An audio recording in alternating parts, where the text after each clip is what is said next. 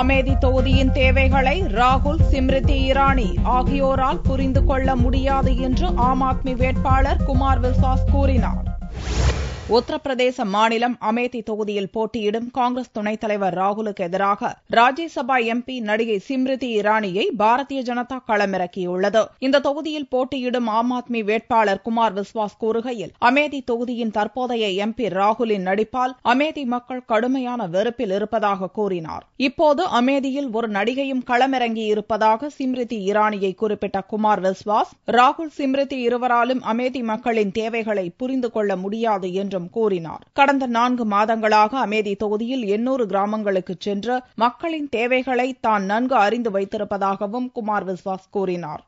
राहुल जी राजनीतिक अभिनेता हैं और वो अभिनेता हैं, तो एक्टर्स से तो अमेठी वैसे ही दुखी था जो आके एक्टिंग करके जाते थे, अमेठी मेरा घर है, अमेठी मेरी आत्मा है. एक नई एक्टर और आ गई है, उनका स्वागत है. लोकतंत्र में सबको अधिकार है चुनाव लड़ने का. இரானி, பாகிஸ்தானி, ஆப்கானி யார் போட்டிக்கு வந்தாலும் தோற்கடிப்பேன் என்றும் குமார் விஸ்வாஸ் கூறியதற்கு ஸ்மிருதி இரானி பதிலடி கொடுத்துள்ளார். குமார் விஸ்வாஸ் என்றைக்கும் பெண்களை மதித்ததில்லை என்று சாடிய ஸ்மிருதி இரானி, கேரள நர்ஸ்களை இழிவுபடுத்தி கருத்து கூறிய குமார் விஸ்வாசிடம் தான் எந்தவிதமான மரியாதையையும் எதிர்பார்க்கவில்லை என்றும் கூறினார். Kumar Vishwas has had a history of making despicable comments about women, and I do not expect an iota of respect from him.